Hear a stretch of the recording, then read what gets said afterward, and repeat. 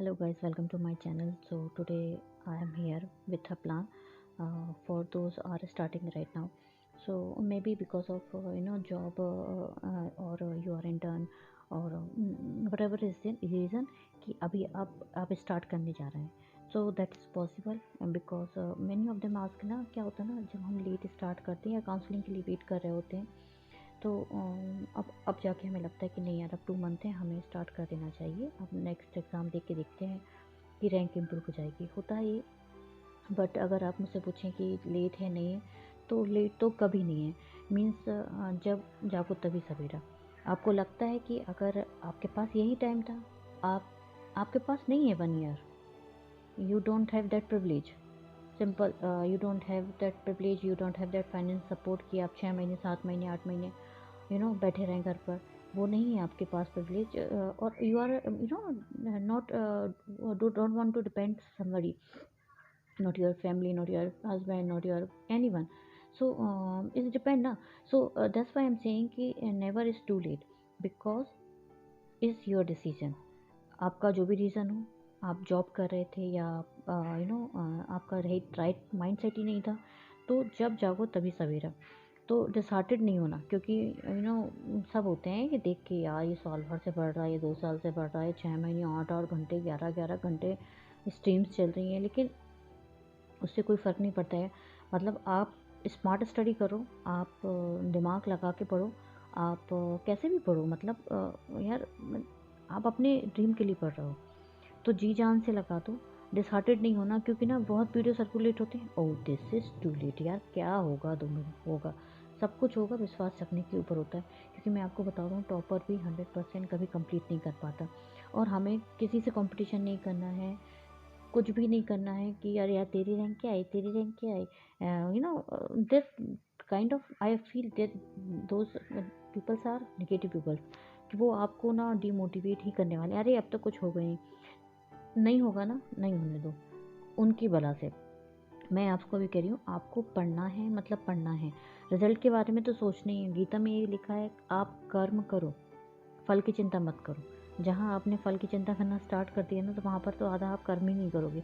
तो सबसे पहले कर्म प्रधान होना है हमको कि हम कर्म करेंगे. तो हमारा काम क्या है कि आज है 12 मार्च, तो मान लीजिए आज से तो आप पढ़ने नहीं वाले, तो आप पढ़ोगे कल से. तो हमारे पास हैं 18 दिन. मार्च के 30 दिन बचे हमारे पास, अप्रैल के और 20 बचे मई के. तो हमें ना थोड़ा सा यहाँ पर स्मार्ट स्टडी करना पड़ेगा. अब मैं उनके लिए ये बात कर रही हूँ कि देखो थोड़ा बहुत तो सबने अब MBBS में पढ़ा ही है ना. This is not alien subjects for them. Terminology तो पता, इतना तो सबको ही पता है. सो मेरे लिए मुझे लगता है ना वो मैं आपको बताऊंगी कि जैसे अगर मैं अभी स्टार्ट करूँ तो जैसे मेडिसिन है. Medicine for me is like a lengthy topic. अगर आप कहीं से भी क्वेश्चन बैंक्स कर रहे हो, इवन आप प्रीवियस ईयर से या फिर आप बुक्स कर रहे हो तो भी बहुत लेंदी हो जाएगा. तो आपको ये मैं कहूँगी कि आप डेली पढ़ो. तो टारगेट क्या रखना, जो हमारा 18 डेज है ना उसमें आप डेली ही पढ़ोगे. तो मैं उनके लिए बात कर रही हूँ जब वो टोटली डेडिकेटेड है ना पढ़ाई के लिए. अब आप दे सकते हो 1-1.5 घंटे ईज़िली दे सकते हो आप मेडिसिन के लिए. तो आप 1-1.5 घंटे डेली देना आपको. आप पढ़ो आप, लेकिन उसमें भी ना एक टारगेट बनाओ कि मुझे 2 दिन में 3 दिन में इस 18 डेज़ में आप अपने वीक और स्ट्रॉन्ग टॉपिक के अकॉर्डिंगली मेडिसिन के लिए आप अपना बनाओ. लेकिन इसमें आपको क्वेश्चन बैंक मतलब स्ट्रॉन्ग करनी है क्योंकि मुझे लगता है मेडिसिन तो करनी ही पड़ेगी, चाहे आपको थोड़ा और टाइम लग जाए, बट मेडिसिन पढ़ के जाना. फिर उसके साथ आप सिस्टमिक पैथो कर सकते हो मेडिसिन के साथ. पीट्स भी आप मेडिसिन के साथ कर सकते हो.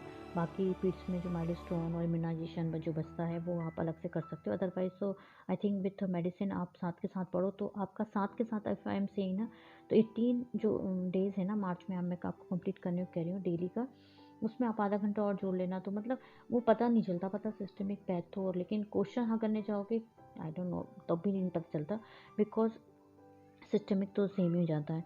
मतलब पीट्स में अलग थोड़ा पढ़ते हो, अदरवाइज़ तो 2-4 5-10 लाइनें एक्स्ट्रा आएंगी, अदरवाइज़ तो सेम ही है. उसके बाद फार्मा. फार्मा भी आपको डेली ही पढ़ना है. अब फार्मा डेली कैसे पढ़ना है कि आपको, मैं आपको सही बताऊँ, आप ना आधा घंटा दो मेडिसिन को, फार्मा को डेली आप फार्मा पढ़ो तो आपका श्योरली 18 डेज़ में कंप्लीट होगा. अब आया सर्जरी. तो आप सबसे पहले या तो सर्जरी के साथ स्टार्ट कर दो, medicine pharma with surgery. Surgery में आपको 7 to 10 डेज़ लगेंगे अगर आपने पहली बार पढ़ रहे हो, विथ क्वेश्चन कह रही हूँ मैं। तो आपको 23 मार्च तक, अगर आप 13 से स्टार्ट करते हो तो 23 तक 10 दिन की अगर मैं मान के चल रही हूँ, तो आपको सर्जरी कंप्लीट करना विद क्वेश्चन। और उसके बाद फिर आप पढ़ोगे गायनी ऑप्स के लिए ऑलमोस्ट 7 to 8 डेज जाएगा। तो आप 24 से 30 अप्रैल तक आप गायनी ऑप्स करेंगे। फिर PSM भी डेली आप पकड़ सकते हो, 15-20 मिनट्स भी पकड़ोगे ना, तो इट्स मोर देन इनफ। ऐसे ही मैं आपको आई थिंक, अगर आप मेरी बात माने तो ऑर्थो और एनाट को भी कर सकते हो।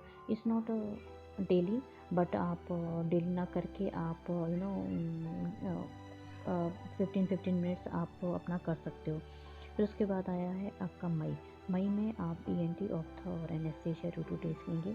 फिर 1st to 6th में आप इन दो कंप्लीट करेंगे।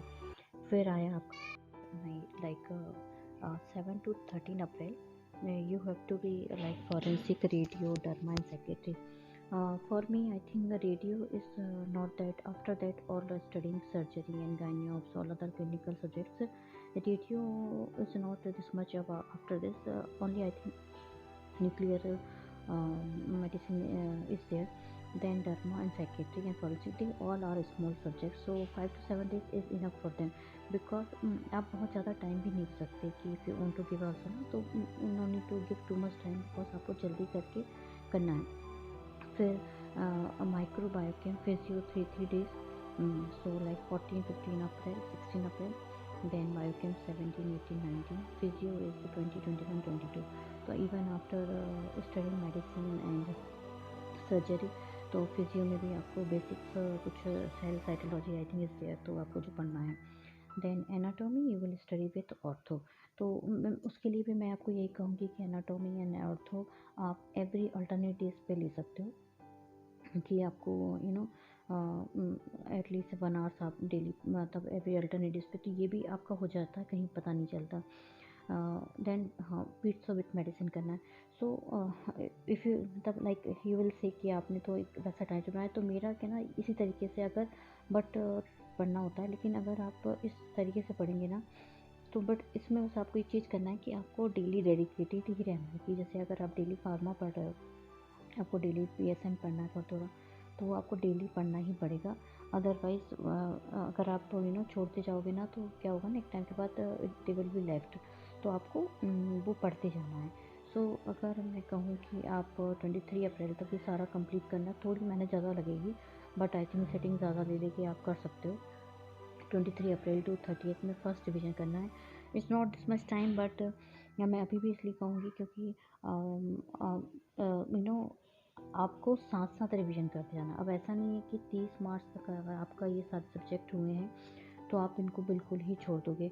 आपको बीच बीच में अगर आप कोई भी क्वेश्चन बैंक दे रहे हो, तो आप उससे क्वेश्चंस कर सकते हो, मॉड्यूल्स कर सकते हो, या तो एक दिन आप डेडिकेट कर सकते हो, या फिर हाफ डे आपको डेडिकेट कर सकते हो, जहाँ पर आप ये जब स्मॉल, क्योंकि आप ना अप्रैल में सारे स्मॉल सब्जेक्ट ही पढ़ रहे हो, तो आप वो कर सकते हो। और जैसे माइक्रो बायोकेम और फिजियो मैंने लास्ट में इसलिए रखे हैं बिकॉज ये फॉरगेटेबल होते हैं, और आप तो अगर बेटर है कि, और ना थोड़े डरावने से भी लगते हैं कई लोगों को, तो आप बेटर है कि लास्ट में पढ़ोगे ना, तो आपको याद ज़्यादा रहेगा। तो इसलिए मैंने 7 डेज़ ही रखा है, ज़्यादा नहीं रखा, क्योंकि मुझे लगता है कि आपको इतना तो डेडिकेशन देना पड़ेगा कि when are you are studying this, तो ये आप साथ साथ रिवाइज़ भी करते हो। अब ऐसा नहीं है ना कि आपने छोड़ दिया तो बिल्कुल ही छोड़ दिया, आप रिवाइज़ नहीं करोगे। आपको बीच बीच में मान लीजिए कि देख लीजिए यहाँ तक तो नहीं अगर टाइम मिल रहा, अगर मैं आपको 2 डेज़ ENT ऑप्था या एनेस्थीसिया, ENT ऑप्थी भी ठीक है, anaesthesia is like small subject, आप 5-6 आवर्स पढ़ोगे डेली तो भी जाएगा। अब आप उसके बाद आपको लास्ट में तो आप 10 आवर्स 12 आवर्स पढ़ते हैं सारे, तो आपके पास तब भी आपके पास 4 to 5 आवर्स रहता है, तो उसमें आप प्रीवियस ईयर्स क्वेश्चन भी कर सकते हो, मॉडल्स भी कर सकते हो, और अपना एक रिवीजन शेड्यूल्स भी बना सकते हो। तो मुझे लगता है वो मैं आपको या तो 38 के बाद ही, अगर आप इफ़ यू वांट, तो मैं एक रिवीजन वाला बना दूँगी कि आपको कैसे करना है, लेकिन आई थिंक वो आपके ऊपर हो जाएगा, क्योंकि इससे आपके पास हाउ यू रिवाइज, जैसे कि अगर आप ENT पढ़ रहे हो, आपके पास 5 घंटे, तो आप प्रीवियस ईयर्स क्वेश्चन करो, उसमें मेडिसिन या सारे ईयर्स के एक ईयर के ले लो, जैसे 2020 लिया तो आप पूरा उस दिन करोगे। तो इस तरीके से फिर 1st to 10th में सेकेंड, और 2nd to 20th मई में आपको 3rd रिवीजन करना है। तो 3rd रिवीजन मैंने 10 डेज़ का इसलिए लिया है क्योंकि आपने जो अभी स्टार्ट करें ना उनके लिए थोड़ा फॉरगेटेबल ज़्यादा हो जाता है कि आप बार बार भूलते हो। तो बेटर है ना कि लास्ट 10 डेज़ आप सिर्फ रिवाइज़ करो। आपके जो आपको लगता है ना कि आपके ये वीक्स हैं, आपको रिवाइज़ करना है। फिर क्या होता है ना, हम क्वेश्चंस करते हैं तो हमें पता चल जाता है कि हम कहाँ पर वीक पढ़ रहे हैं, तो आपको वो क्वेश्चंस मतलब या ये टॉपिक आपको रिवाइज़ करने हैं। तो इस तरीके से आप अपना कोर्स कंप्लीट कर सकते हो। मैं आपको अभी भी कहूँ, कभी भी देर नहीं होती है। आप जब स्टार्ट करो तभी स्टार्टिंग है। आपको ये फ़र्क नहीं पड़ना चाहिए कौन कब से कर रहा है, कौन क्या कितनी रैंक ला रहा है, क्या फ़र्क पड़ता है यार। ठीक है ना, किसी की 10,000 रैंक का ही नहीं लेना, किसी की 12,000 नहीं लेना हमें।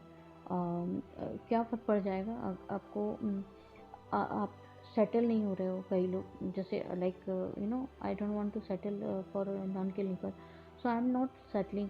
तो इस एवरीथिंग इज माइंडसेट। आप अपना जर्नी आप खुद चॉइस करो। आपको पढ़ना है आप पढ़ो, आपको पीजी के लिए पढ़ना है, आपको क्लिनिकल चाहिए तो आप उसके लिए पढ़ो। आपको नॉन क्लिनिकल चाहिए, मैं ये नहीं कहती नॉन क्लिनिकल अच्छे नहीं है। It's like it's everything is about choice, what you want in your life. अगर आपको कई लोग पीएसएम भी बहुत पसंद करते हैं, कई लोगों को पैथो ही चाहिए, कई लोगों को बायोकेम चाहिए, एनाटॉमी करना चाहते हैं। Even my some friend they want to do forensic medicine. So it's depend, it's like choice है ये। तो मैं आपको अभी भी कहूँगी कि डोंट थिंक टू मच कि लोग क्या कहेंगे। लोग यहाँ पहुँच गए, वहाँ पर कुछ नहीं फर्क पड़ने वाला। उनको भी कितना याद रहेगा, सबको पता है, भूल भुलैया यही है, बहुत ही कम लोगों को रहता है याद। तो ऑल द बेस्ट, आप पढ़ते जाइए। अगर आपको कोई भी डाउट होता है तो like let me know. And if you don't subscribe to my channel, comment, like, share, because for with your subscribe, comment, I will be appreciated कि okay, I'm giving right choice or right advice. It's not advice, it's like as a same, I'm a same, I'm like same as you, because we are all are on same boat. So जो मुझे लगता है कि if I'm on your place, तो what I will give advice or what I will do, so what I am giving that in form of advice. So keep studying, keep motivated, don't bother anything.